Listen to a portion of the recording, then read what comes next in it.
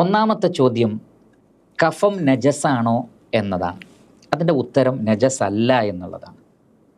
കാരണം നബി സല്ലല്ലാഹു അലൈഹി വസല്ലമയോട് നമസ്കാരത്തിൽ, ഇത് രണ്ടാമത്തെ ചോദ്യവുമായി റിലേറ്റഡ് ആണ്, അതിൽ നിന്ന് തന്നെ ഒന്നാമത്തെ ചോദ്യത്തിൻ്റെ ഉത്തരവുമുണ്ട്. നമസ്കാരത്തിൽ കഫം വന്നാൽ എന്ത് ചെയ്യണം?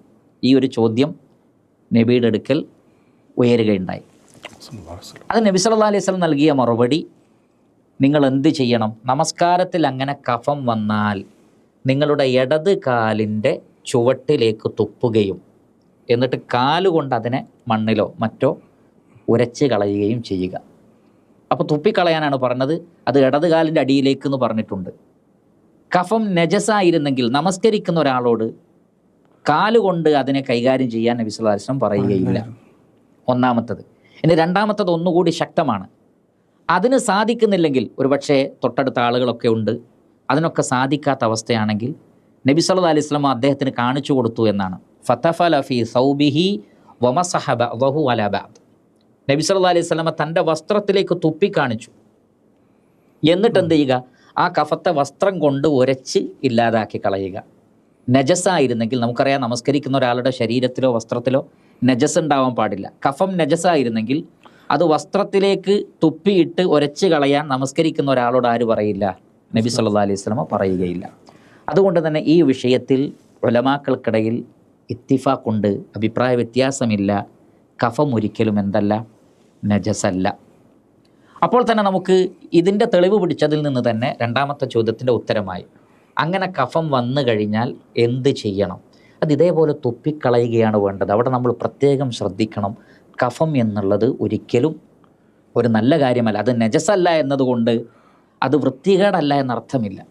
അതുകൊണ്ട് തന്നെ അത് നമ്മുടെ വയറ്റിലേക്ക് നമ്മൾ എന്ത് ചെയ്യരുത്? വിഴുങ്ങാൻ പാടില്ല. ഇല്ല എങ്കിൽ നബി സല്ലല്ലാഹു അലൈഹി വസല്ലം ആ നമസ്കാരത്തിലെങ്കിലും കുഴപ്പമില്ല, അത് നിങ്ങൾ വിഴുങ്ങിക്കോളൂ എന്നായിരുന്നു പറയേണ്ടിയിരുന്നത്. നമസ്കാരത്തിൽ പോലും തുപ്പി ഒഴിവാക്കാനോ വസ്ത്രത്തിലേക്ക് തുപ്പാനോ പറഞ്ഞതിൽ നിന്ന് കഫം വളരെ അപകടകരമായൊരു സംഭവമാണ്. അതിനെ വിഴുങ്ങാതിരിക്കണം എന്നാണ് പണ്ഡിതന്മാർ നമുക്ക് ഈ തെളിവിൻ്റെ അടിസ്ഥാനത്തിൽ പറഞ്ഞു തന്നിട്ടുള്ളത്. അതേ സന്ദർഭത്തിൽ അതിനോട് ആഡ് ചെയ്തുകൊണ്ട് ഉത്തരം പറയട്ടെ. ഒരാൾ നമസ്കാരത്തിൽ കഫം വിഴുങ്ങി എന്ന് വിചാരിക്കുക. അയാൾ വിഴുങ്ങി, അത് അയാളുടെ നമസ്കാരത്തെ ബാത്തിലാക്കുമോ? ബാത്തിലാക്കുകയില്ല എന്നാണ് മഹാഭൂരിപക്ഷം പണ്ഡിതന്മാരുടെയും അഭിപ്രായം. കാരണം തിന്നുകയോ കുടിക്കുകയോ നമസ്കാരത്തിൽ ചെയ്യാൻ പാടില്ല. അങ്ങനെ ചെയ്താൽ അത് നമസ്കാരത്തെ ബാധിക്കുന്ന വിഷയമാണ് എന്ന് പണ്ഡിതന്മാർ വ്യക്തമാക്കിയിട്ടുണ്ട്. അപ്പോൾ കഫം വിഴുങ്ങൽ അതിൽ പെടുമോ? ഒരിക്കലുമില്ല. കാരണം കഫം ഒരു ഭക്ഷണ പദാർത്ഥമല്ല. അത് വിഴുങ്ങുന്നത് ഭക്ഷണം കഴിക്കുക എന്നുള്ള നിലക്കുമല്ല. അതുകൊണ്ട് തന്നെ നമസ്കാരത്തെ അത് ബാധിക്കുകയില്ല. എന്നാൽ നോമ്പുകാരൻ മനഃപൂർവ്വം വായിൽ വന്ന കഫം ഇറക്കിയാൽ അത് അയാളുടെ നോമ്പിനെ മുറിച്ച് കളയുന്നതാണ്. എന്നാൽ നമസ്കാരത്തെ അത് മുറിച്ച് കളയുകയില്ല എന്നാണ് മഹാഭൂരിപക്ഷം പണ്ഡിതന്മാരും പറഞ്ഞിട്ടുള്ളത്. പരമാവധി കഫം നമ്മൾ നമസ്കാരത്തിലാണെങ്കിലും ഈ പറഞ്ഞ രൂപത്തിൽ, ഇന്ന് നമുക്കറിയാം ടിഷ്യൂകളൊക്കെ വ്യാപകമായിട്ടുണ്ട്. നാം തന്നെ ഒരു ടവലെപ്പോഴും കരുതുന്നത് നല്ലതാണ്. ആ നിലക്കൊക്കെ കഫത്തെ ഒഴിവാക്കലാണ് ഖൈറായിട്ടുള്ളത്. അള്ളാഹുവാണ് കൂടുതൽ അറിയുന്നവൻ.